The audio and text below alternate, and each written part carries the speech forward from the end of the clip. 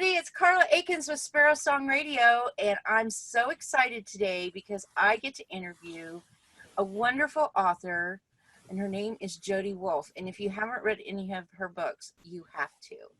And today I'm super excited about her latest release because it's about a cowgirl and the Oklahoma land run. And welcome, Jodie. And why don't you tell us a little bit about yourself? And I will get that picture of your book ready to go. Well, thank you for having me here today. I really appreciate it. I'm Jodie Wolfe. I live in Pennsylvania, and I've been writing since I was a young girl. And I'm excited to be here and talk today about my book and just to interact with your listeners. So when you were a little girl, I know my writing story is I was always writing as a little kid. I would write plays and poems and things like that. I know where my favorite writing places were when I think back. Where were your favorite writing places as a kid? Did you mostly write at school, or did you have little books and notebooks and things like that? I mostly wrote actually in my bedroom, and I would have little notebooks, or it was longhand back then. Right. I actually still like to write longhand sometimes. Do you? Yeah. And I either kept a journal, or a lot of my life I kept a journal and did a lot of writing and just played around. Yeah. I think keeping a journal is an awesome way for parents to encourage young writers. And I'm really fortunate that I had a seventh grade teacher that started us journaling. I don't think I journaled until then, and then after that, I always journaled after that because it helps young writers find their voice, don't you think? Right. Oh, I agree. And it was funny. Last night we were with my son and his family, and my 6-year-old granddaughter was sharing her journal. And it was things like, boy, it's so hot today. Oh, that's so awesome. It's a start. Absolutely. You got to start somewhere. I know I would write at my bedroom, but I think my favorite memories of writing was at my grandma's house. And I'd either go, there was this great big tree by the creek, and I would crawl up in this tree, and it had just the perfect bend in this big old branch, big, huge branch that kind of jutted out. And it was just the perfect spot to sit and write. And then my grandma had, remember those old metal TV trays? Yep. And I had that in my mom's electric typewriter, and I would type for hours. I just thought I was really, I thought I was really something and it was a treat to me when I'd go to visit my grandma and I'd have my week with her every summer because I would get to be by myself, and I had siblings, and I loved being by myself. And, I bet. And I would just put myself in there and set up my little office and just type away. It's hilarious. But those are my fun memories. I still like being by myself, typing away. I think most writers do. Yeah. So tell us a little bit about now. I think what is really cool about Jodie's book, everybody, is that it has a tie to her husband's relatives. And if you go to Jodie's website, what is your website address? It's www.jodiewolfe.com. Okay. Real easy. Go to her website. You can see some really cool pictures, and I'll try to throw some pictures up here too when I edit the video. But you have an actual story, and it's based on real life, and I love stories that are based on real life. So tell me a little bit about the background of the book. Let me tell you a little bit before that. 20 years ago, my mother-in-law took me to see the original property where her relatives had stayed to claim during the Oklahoma land run, the Cherokee Strip land run. And that's how the idea of this book started that many years ago. And it was just fascinating to see. They had the house that was built in 1894 that was still there, partially fallen down. And that's what spurred the background for the story. And I just love the research of finding out about that time period and all the things that were going on. And I can't imagine starting out with nothing. No. And how they did it. but it'd be like camping all the time, I know. I'm I, not a big camper. I don't, those women were some strong women, and we Yeah, wonder why Americans are so strong-willed. Well, listen, they had to be.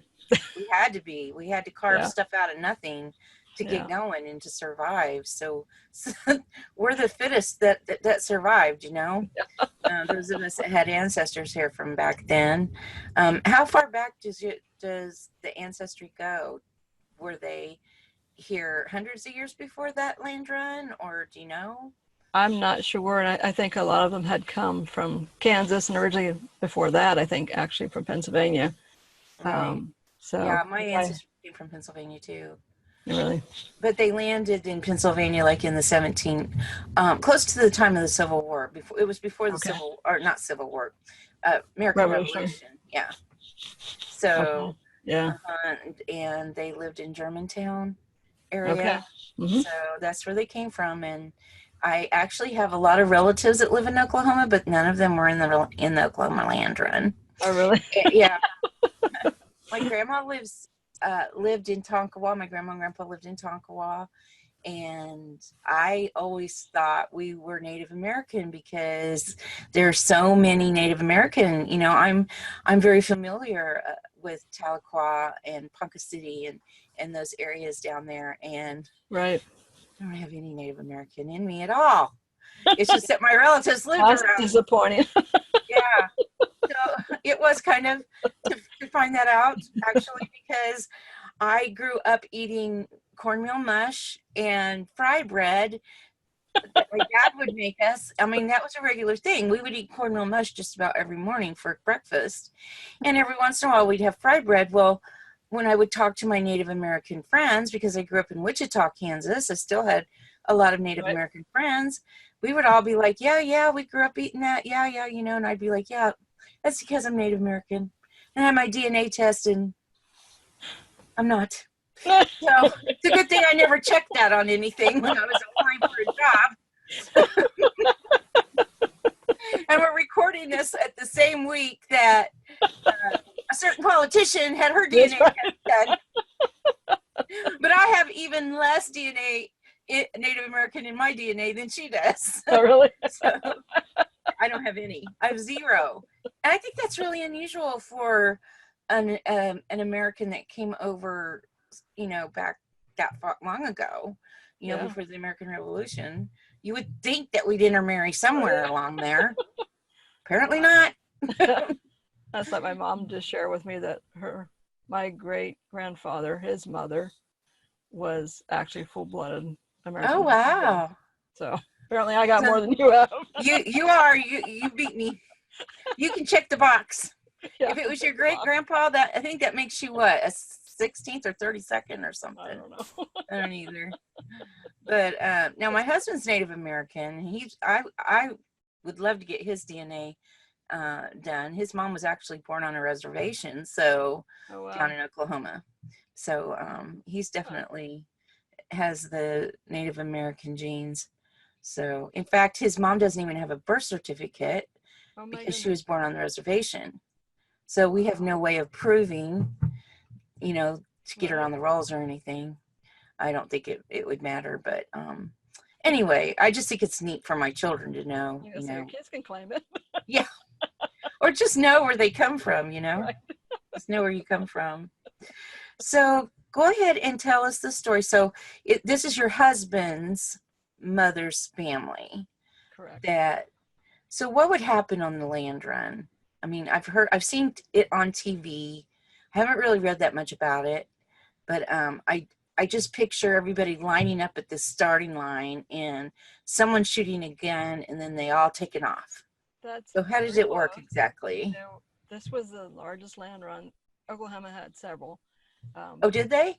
There Yeah, wasn't just one. Okay. no, but this was the largest one. It was in 1893. There were 9 different starting places, and that was along the Kansas and also Oklahoma territory borders.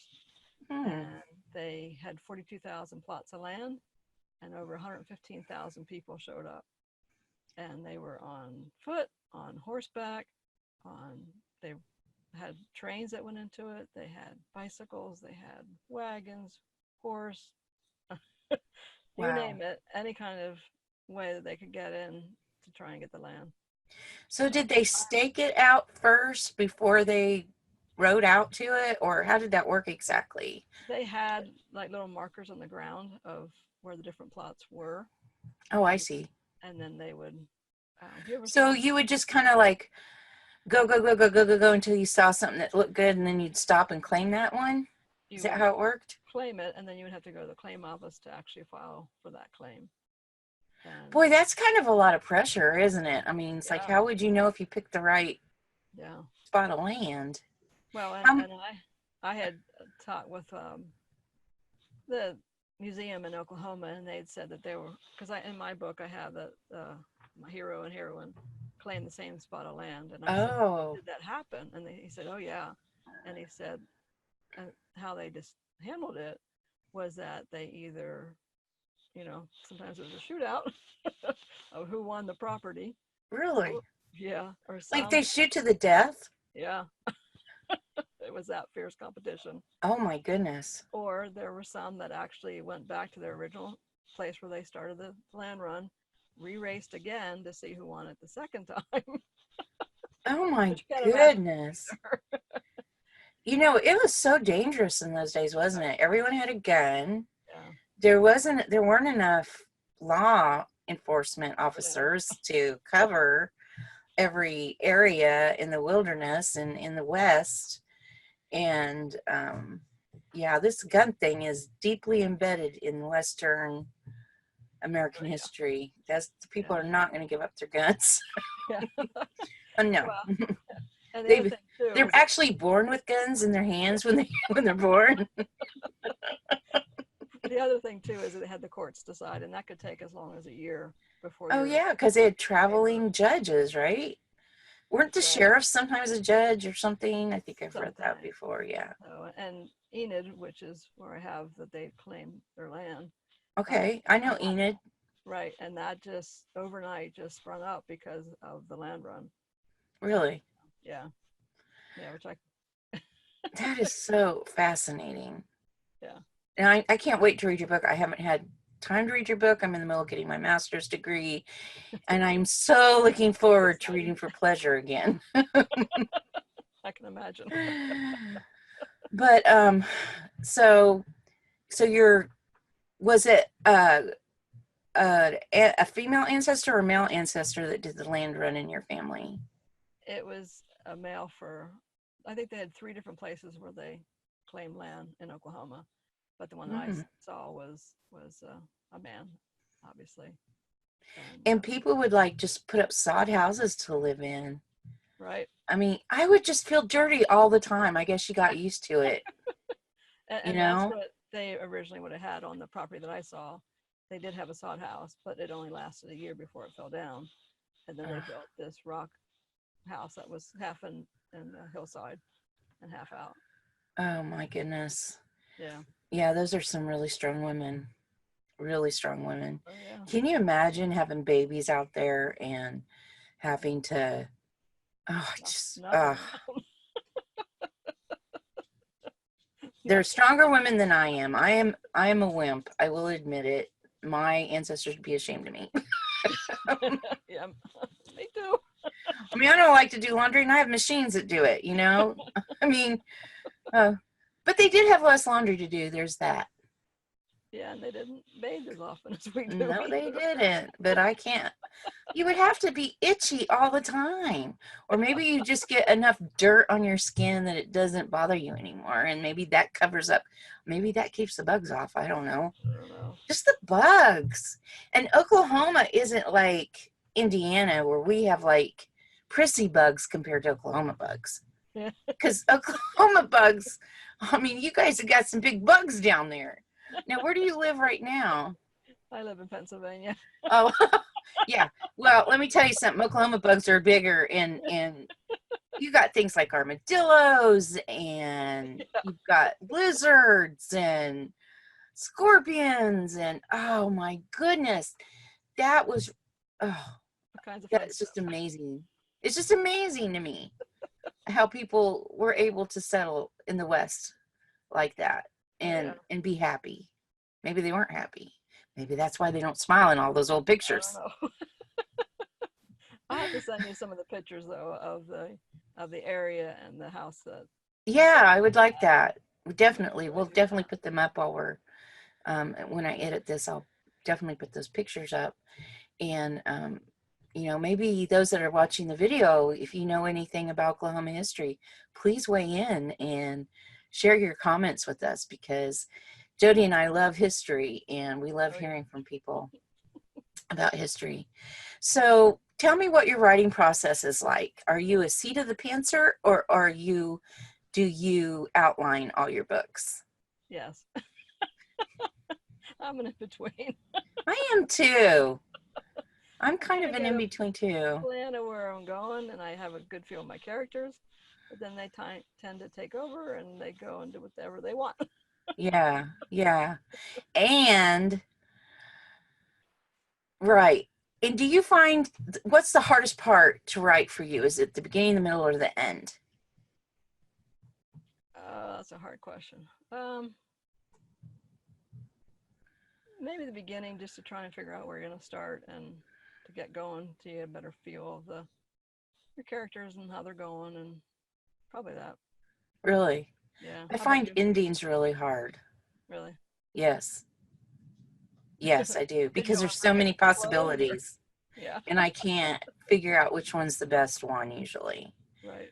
Especially if I want it to be like a trilogy or something. Oh yeah.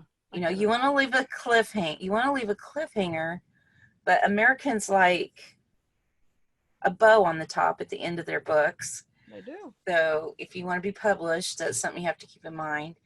Um, and yes, that it's hard for me.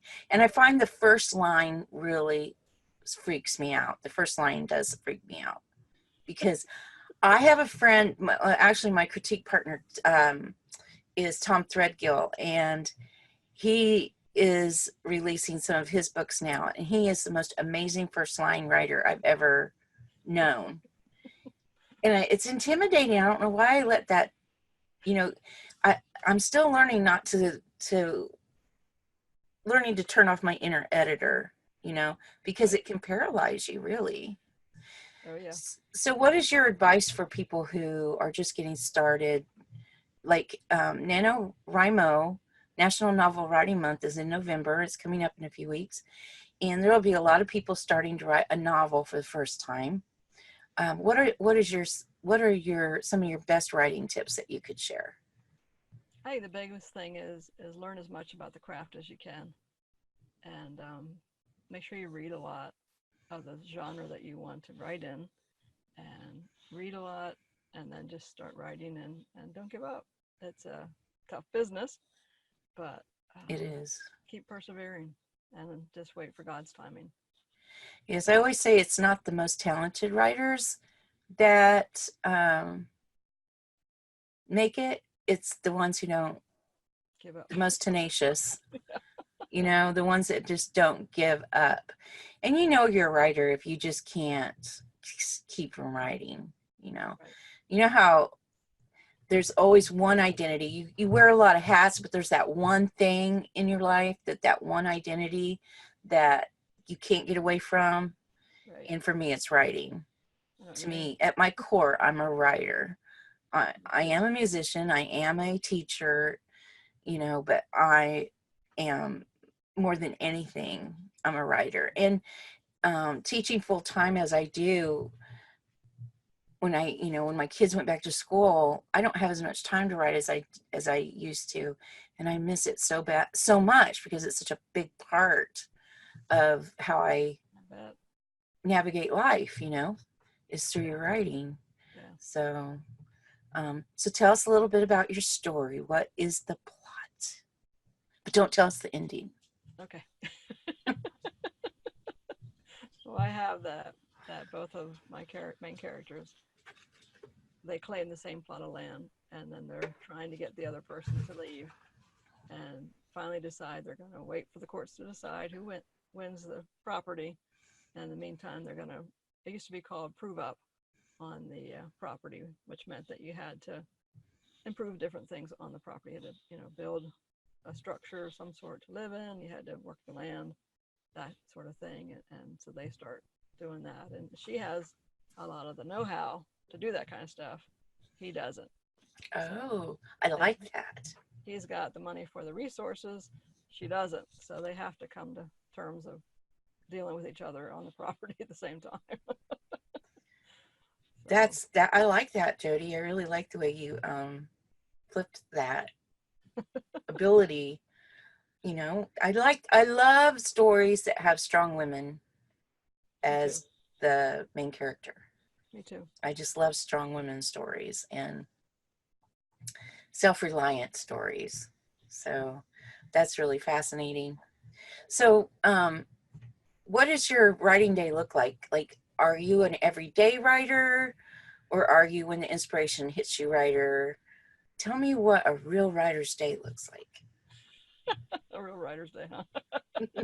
So when I'm actually writing a story, I write every day, at least throughout the week. I do take weekends off just because I need that break for my from to rejuvenate. But I usually start in the morning and I work about 45 minutes, then I get up and walk around. I have a lot of issues with my hip, so I Yeah. to get up and walk. Mhm. And I will usually try and get about 1,500 to 2,000 words a day, and just keep at it till it's done. Do you have a new project in the bag right now, or are you taking a break? I'm getting ready to get back to my new project. Okay. My kids have Good. been visiting here for a couple weeks, so things have been a little chaotic. Mhm. But I'm looking forward to getting back into it. Is it another Western or romance or? This one is actually going to be set in the town where I live now in the Oh, cool. 19th century, and I've never set one on the East Coast, and before mine are always have been out west, so this would be a new step for me. Who's your publisher on this book? There isn't anyone yet, so. No, I mean on the On that one. Oklahoma book.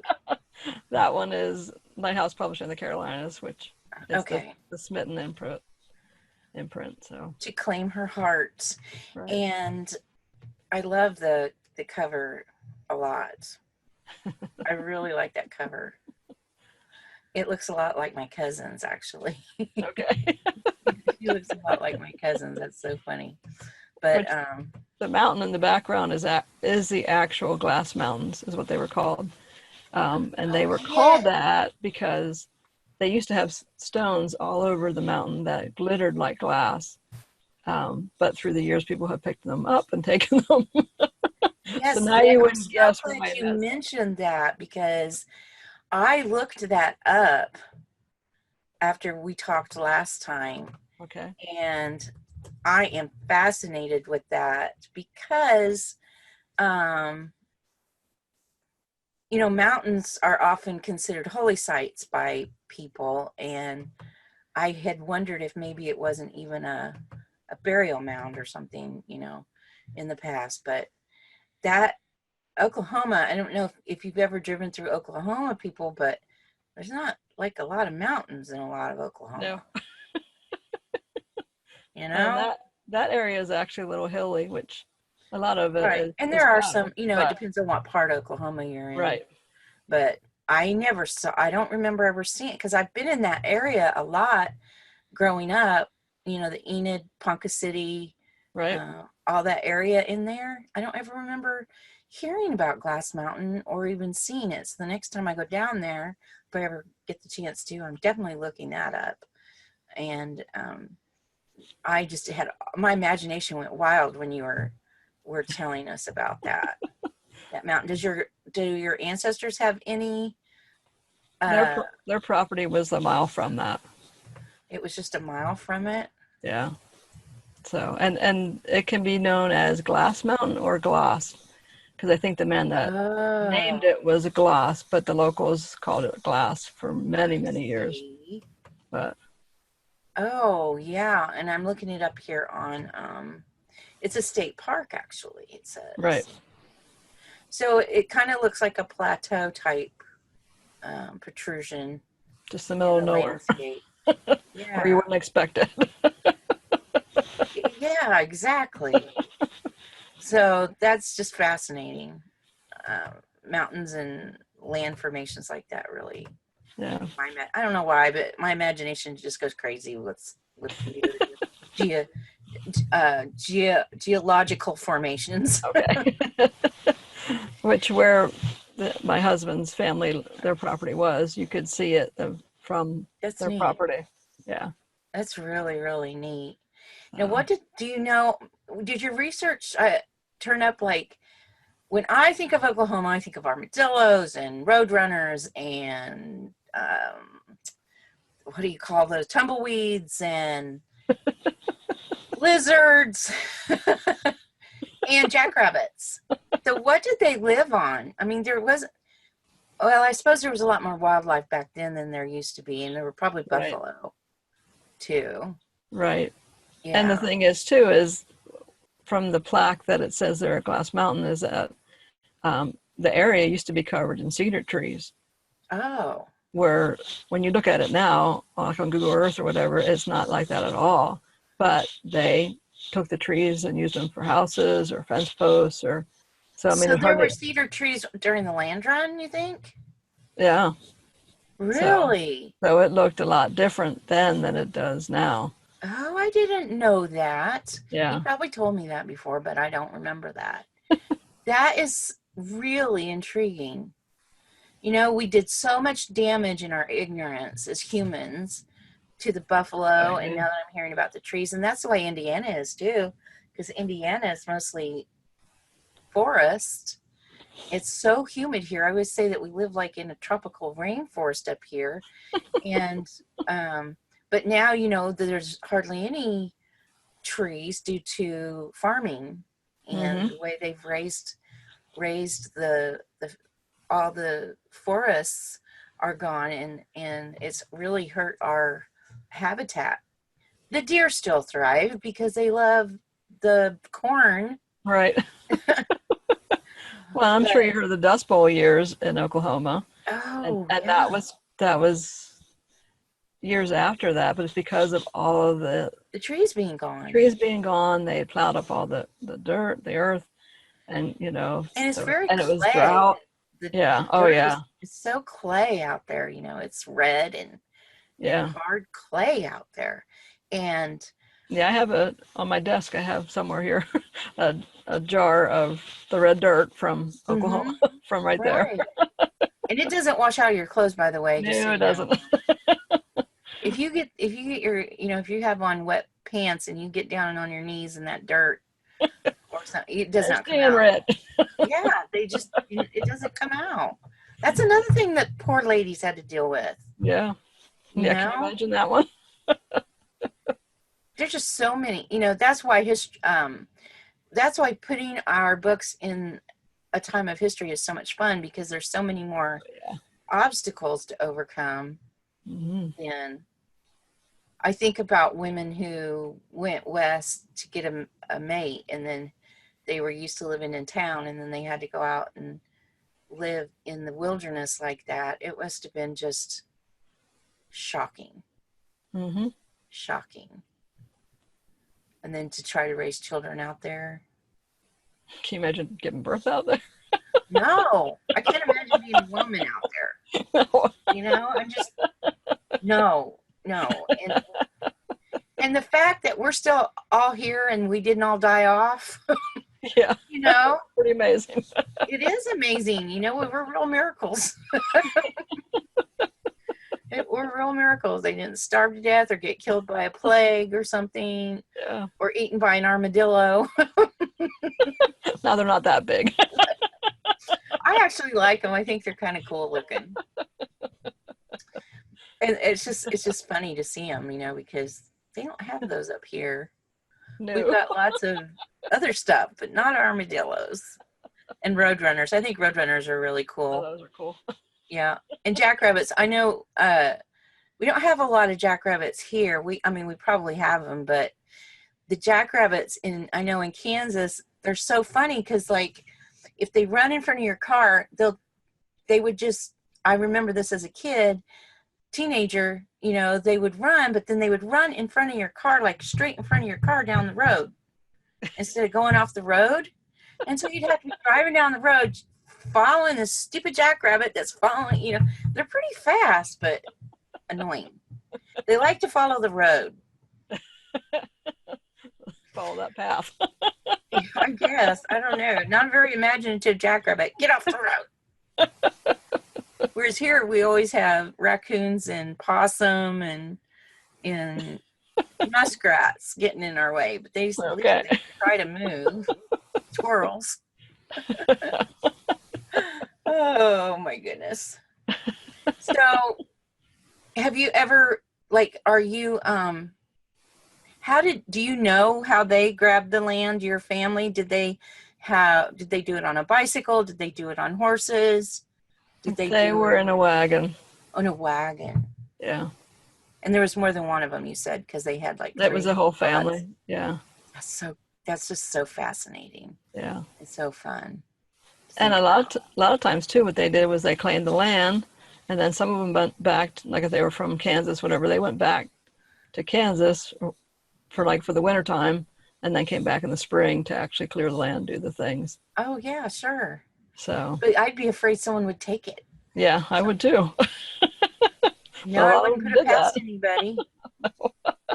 You know? So there must have been a creek or something nearby for water. There was. Yeah. Okay. Yeah. That's good. I mean, that was a good piece of land then. If they were able to find water out there, because in my memories of Oklahoma, there's not like a lot of rivers and creeks and stuff. Right. In that part, you know, in that right. dry, clayish part. I tell you about the time I lost my cat in Oklahoma? No. My husband. Well, you know, when you drive on the turnpike, I think it might be I-35, I'm not sure. But it goes from Wichita down, you know, you can go from Wichita to Tulsa on that. We called them bypasses, turnpike, whatever. The Kansas turnpike and then the Oklahoma turnpike. It's so boring because there's nothing to look at except cows, you know, and horses. Maybe if you're lucky, you might get to see some of those. But there's just nothing, you know. And my husband and I were on a trip, and we had my cat. We were just married. We hadn't been married very long at all. And we were riding in this little Monza, and I was traveling with my cat. I don't know why. Can't really remember why. I don't even remember why we were going down to Oklahoma. I think we were going to go visit somebody. And I had the kitty litter in the back window. It was a hatchback. You know? So I had the kitty litter in the back window. I can picture it. Cat. And we were driving. My husband fell asleep. I was asleep. My husband fell asleep. You know, because it's so boring. And I had the atlas in my lap. So when he went off the road, I went, "Help us, Jesus!" And I threw the atlas in his face so he couldn't see. And the car spun, and the kitty litter is going everywhere. Kitty litter is going everywhere. And the car stops and it won't restart. And I can't find my cat. My cat is gone. And I'm out there on the Oklahoma Turnpike. And you know how desolate and where nomad land is. No man's land it is. And I'm going, kitty. Kitty, where are you? Probably scared the cat. And then all of a sudden, I hear this meow, meow, meow. It had gotten up underneath the dash, and it was in the car, in the dash. Here I was out in the field looking for the cat, you know. The police are coming by, and they're watching me going, "What's her problem?" She lost her cat. You know, oh my gosh. Yeah. Yeah. My husband and I are dangerous travelers, I think. Oh, I have so many stories like that. Make it a memorable trip. Oh, definitely. Yeah. So yeah, that's my Oklahoma. I lost my cat in Oklahoma story. I lost my cat It sounds like a in song. Oklahoma. Oh my goodness. Country western song. Yeah. Hey, yeah, it's a good country western song. I was driving in Oklahoma and then I lost my cat. Lots of cowboys down there. Yes. Lots of cowboys to this day. I have an aunt that lives in Broken Arrow. Okay. And that's right outside of Tulsa. Okay. So, lots of good memories in Oklahoma. So I'm super excited about this book. So what is your process though? Like, do you do research while you're writing the book, or do you have all the research done before you start? And don't you ever run into like things and you go, ooh, I don't know if I can put that in there because I don't know if like that was a thing back then. Or like, I don't know if that was a word back then, that type of thing.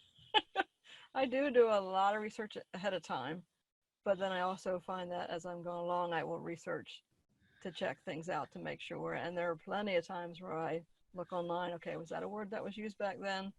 Or is how modern is that? And you'd be surprised sometimes words that you think are modern actually can be from a long time ago. I know, isn't that amazing? Yeah. And those are rabbit trails. That's why it takes me so long to write a book. Because there are so many shiny things when you're researching. And so many rabbit trails that you can go down. Yeah. It's lots of fun, but it's my favorite thing to do. I think I should have, if I'm not a writer, I'm definitely a researcher. See me, a professional researcher.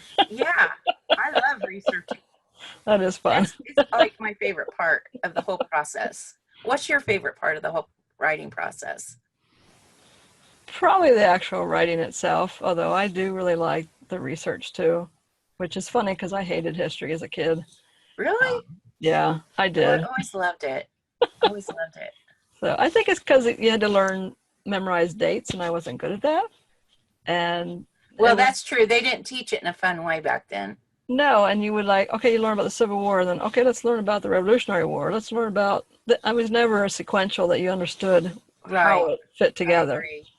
So, and I love learning the little stories that are part of history as well. Me too. So. Right. Like my grandma used to tell a story about how she was a Peters. Her last name was Peters. And my grandpa's last name was Pratt. And the Peters and the Pratts were always at spying on each other. And her dad actually built, you know, those lookout things that they would put on houses, you know, where they would go up to the very top so they could look out. Yeah. He built that just so he could spy on the Pratts. And I've always wanted to write a story about that. You know, figure out. Yeah, I think it's just hilarious. And people are people, whether it's like 1,000 years ago or today. We think of them as, we put them up on this pedestal and we think that they're so different, but really they're not. They were just like us. Right. Probably a little more self-disciplined than we are now. True. You know, well, had to be. I mean, can you imagine putting a 19-year-old in the Oklahoma wilderness in this day and age and saying, make a go of it? They would die. Wait, I can't get any reception out here. Exactly. Oh, we are so spoiled. And what would happen, you know, we freak out. Like the other day when YouTube was down, I don't know, it might not have affected you, but I watch YouTube all the time. YouTube is like one of my jam. It's how I wind down at the end of the day is I've just got certain people I watch on YouTube, and I really don't watch them. I listen to them because they're like podcasts on YouTube. Okay. And when it was down, I was like, oh, I can't get my YouTube. Now what am I going to do? It's like, maybe like read a book. You know? Do something like that. But yeah, kids just have, and they have no imagination outside of what I'm finding is it's really hard for them to tap into their imagination because everything they could ever think or want is right there at their fingertips. Yeah. And I think an electricity blackout would be really good for a lot of us for a while. I think we would appreciate what we have a lot more. Yeah. think a lot of people would have a hard time though. Oh, definitely. I don't like it when I can't get online. And you think, oh, I can't get online. There's no electricity, you know? Yeah, If there's their so many phones were things. down that they couldn't use their phones. Exactly. Exactly. So yeah, it's kind of scary how dependent we have become on technology. Yeah. And I've always told my kids, I said, it's the Amish that are going to survive the apocalypse, Oh yeah. because they know how to survive. Right. They know how to fix food. They know how to grow it. They know how to. We are so disconnected from our food now, which brings me back. So, in your book, what do they eat in your book? Talk about bunny trail. That's my brain. It's always got all these tabs open, and I hear music, but I don't know where the music's coming from. Now they would have done a lot of hunting, Just which I hunting. have that she does that. So, what did she hunt for? Whatever she could find, deer if they could.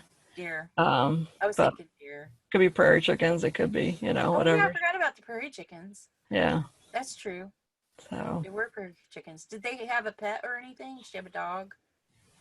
horse. Does it Just a count as a horse. pet? Yeah, it's kind of important to have a horse out there. Oh yeah. I always wondered about, when would read The Little House on the Prairie and Pa walked everywhere. Yep. And how him and Mr. Edwards would walk everywhere. Yep. We can't hardly walk through the mall. I was I was watching this podcast. Oh, watching a podcast. He does a podcast, but this guy was saying, okay, and we're gonna go to Machu Picchu in the South America. I'm doing a excursion there. And he was saying, we'd love to have you join me, but you have to be able to walk 3 miles. If you can't walk 3 miles, you can't come on this trip. And I'm thinking, that does eliminate a lot of American people. Because Wow. I would say probably at least half of us are unable to walk 3 miles at one time. I mean, maybe throughout the day, sitting down in between. Right. But not very many people these days can handle walking 3 miles at one stretch. Yeah, that's true. And I'm sorry to say, I'm probably one of them. I mean, I do walk at least 3 miles a day in my job, but thank goodness my school is so big, that I have to walk from one end of it to the other. Yeah. So I'm thankful for that, because I don't think I'd ever move. I know when I was had the luxury of being at home and writing, there were days I didn't move much. That's not good. And I have hip problems too. So you do, and I do find that I'm in more pain when I don't move. Yeah. Than when I move. So, yeah. Walking's so important. Not only did they have to be physically strong in the days that your book is set, they also had to be mentally strong. And very much so. What is the central message of your book? What is the theme? The main theme is the importance of letting go of bitterness. Ooh. And not hanging on to it, just being able to let go of it and trust God. So that's a really good one, and especially in this day and age when you see so much hate. Yes. And vitriol toward other people. The only way, I always said that I always wanted to be a better old lady, not a bitter old lady. And the only way to not be a bitter old lady, you do see them, you meet them all the time. Oh, yeah.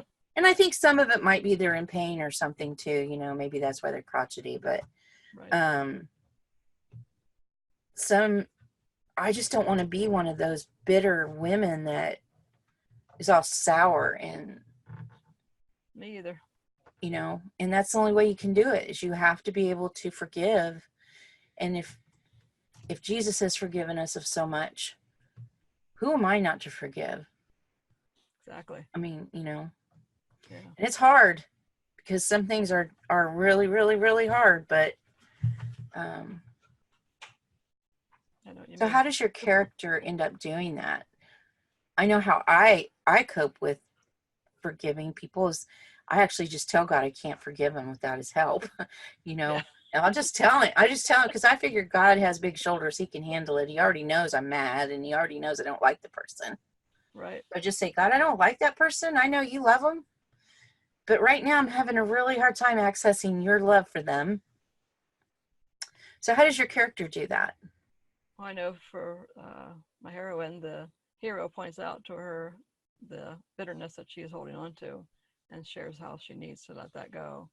And she turns the table around on him and says um, that you also are holding on to bitterness and you need to let it go, which he didn't see. It's like, take the plank out.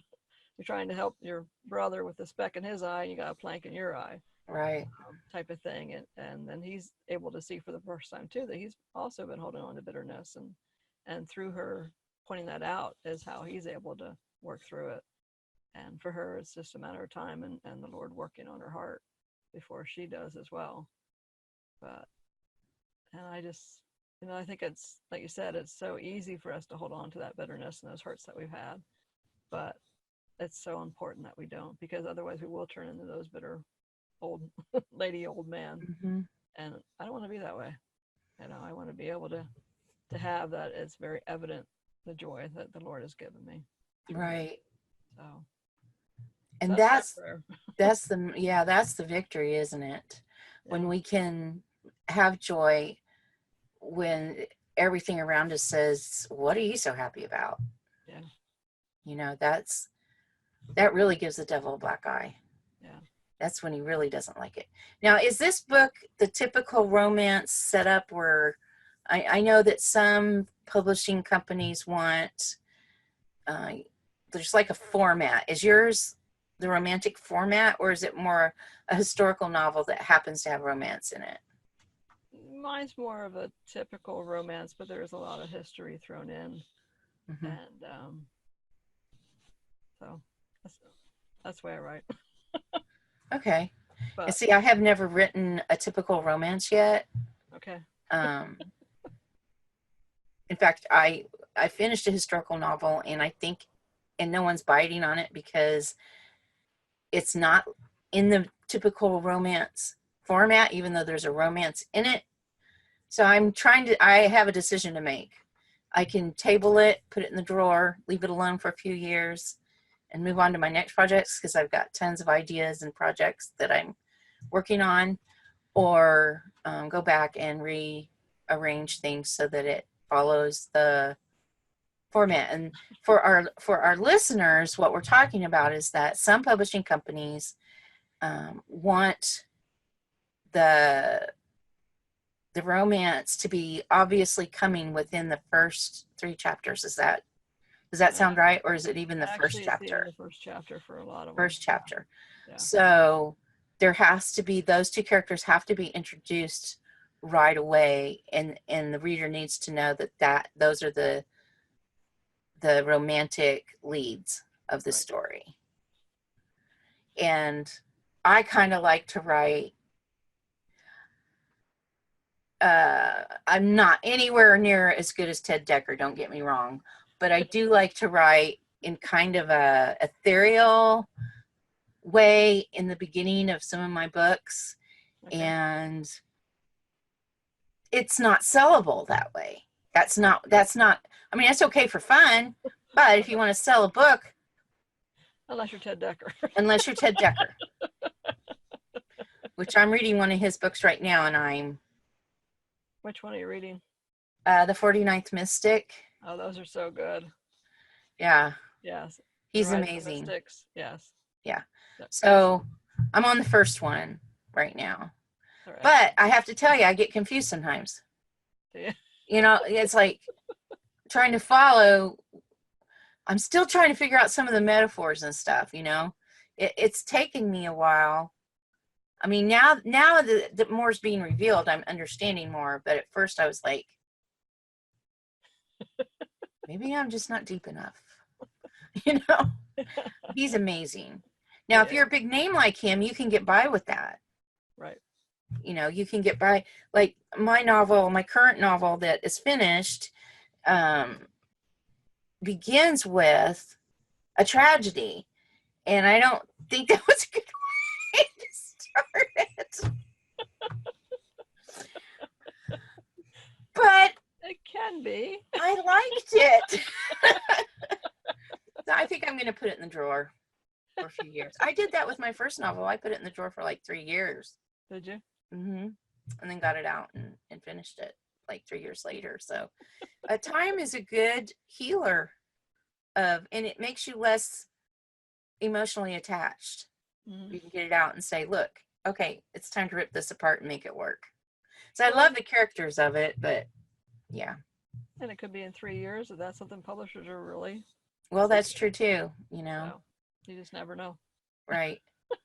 I was told it was too intense and too gritty. Okay. Yeah. I'm like, well, I was kind of going for that. I was kind of going for intense and gritty, but all right. Maybe overdid it a little. Oh. So what is your favorite thing to write? My favorite thing to write about character-wise is relationships. Like I love writing about girlfriends. Does this character have any girlfriends? She probably doesn't. She's out in the wilderness. No. And she was very much she had 4 older sisters and she was the youngest. And no, she didn't grow up. She's scrappy, isn't she? Oh, yeah. She has to like fight for attention and everything. Very much of a tomboy, and no, she was not a girlfriend type of friend. Oh, I can't wait to read it now. What I need to do is read it and then interview you again. That sounds good. So everybody, make sure that you check out the links below because I will have all the links you need to get to Jodie's books and check out Jodie. And Jodie, you have a blog too, right? So subscribe to Jodie's blog, subscribe to my blog, and Jodie, thank you so much for entertaining me today. I'm not going to say that. Jodie, thank you so much for being with me today and putting up with me and my rabbit trails. I so enjoyed it. Thank you for having me, and I enjoyed those bunny trails. I can't wait to read your book and see what you have coming down the pike. Well, and do you have other books ahead of this one? Okay, so we need not in this series of Oklahoma. I have other books, yes, but not connected to this one. Okay. So everybody check out Jodie's books, and I promise you're not going to be disappointed. Bye, everybody. Thanks a lot. See you.